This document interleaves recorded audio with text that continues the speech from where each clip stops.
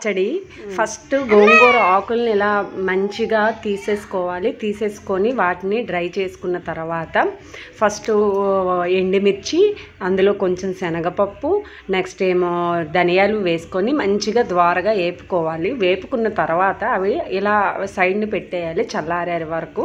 తర్వాత వాటిని మీకు చూపిస్తున్న విధంగా ఒక మిక్సీ జార్లో మనం అవన్నీ వేసుకోవాలి. వేసుకున్న తర్వాత దాన్ని మనం మీకు చూపిస్తున్న విధంగా ద్వారగా వేగితే కొంచెం పచ్చి స్మెల్ పోతేనే దాని టేస్ట్ ఫ్లేవర్ మనకి బాగా వస్తుంది.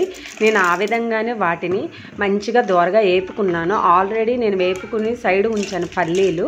ఆ పల్లీలు కూడా మరీ ఎక్కువ కాకుండా లైట్గా వేసుకుంటే పల్లీ ఫ్లేవర్ వస్తుంది, గోంగూర ఫ్లేవర్ కూడా మనకి అటాచ్ అయ్యి బాగుంటుంది. తగినంత సాల్ట్ వేసుకోవాలి. మరీ సాల్ట్ ఎక్కువ వేసుకుంటే దాని బదులు మనం ముందే కొంచెం లైట్గా వేసుకొని తర్వాత కొంచెం కావాలంటే ఎక్కువ వేసుకోవచ్చు.